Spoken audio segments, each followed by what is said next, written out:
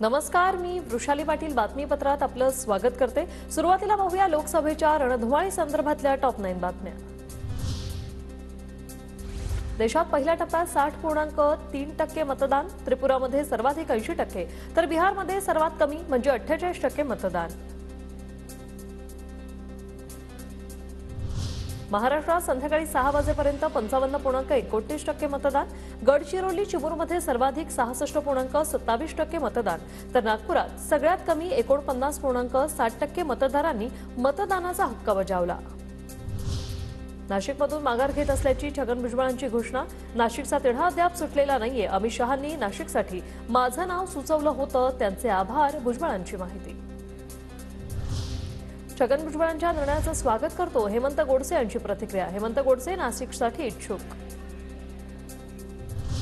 छत्रपती संभाजीनगरातून संदीपन भुमरे यांची उमेदवारी जवळपास निश्चित। 25 एप्रिलला मुख्यमंत्री शिंदेंच्या उपस्थितीत उमेदवारी अर्ज भरणार, सूत्रांची माहिती। ठाणे नाशिकची जागाही आम्हीच लढणार, शिरसाट यांची माहिती। उमेदवार सगळीकडे निश्चित झालेले आहेत। उमेदवार हा शोधायचा नाहीये, उभटा गटासारखा आम्हाला दुसऱ्याचा आयात करायचं नाही। आमच्याकडे उमेदवार सर्व रेडी आहेत, त्यांची फक्त घोषणा करणं बाकी आहे। म्हणून शिंदे साहेब मला वाटतं आज उद्यामध्ये त्यांची घोषणा करतीलच। रत्नागिरी सिंधुदुर्गचे उमेदवार नारायण राणेंनी अर्ज दाखल करण्यापूर्वी सहकुटुंब घेतलं ग्रामदैवत भैरीदेवाचं दर्शन।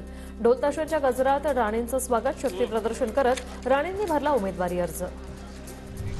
बारामतीतल्या काटेवाडीतून शरद पवारांच्या उपस्थितीत सुप्रिया सुळेंच्या प्रचाराला सुरुवात। पवारांच्या मूळ गावातून सुप्रिया सुळेंनी प्रचाराचा नारळ फोडला। धाराशिवमध्ये अजित पवार गटाचा उमेदवार अर्चना पाटलांसाठी अजित पवारांची प्रचार सभा।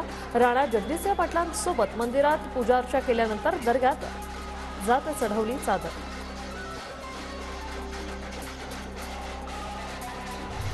अमित शहांकडून लोकसभेसाठी उमेदवारी अर्ज दाखल। गुजरातच्या गांधीनगरमधून अमित शहा निवडणूक लढणार।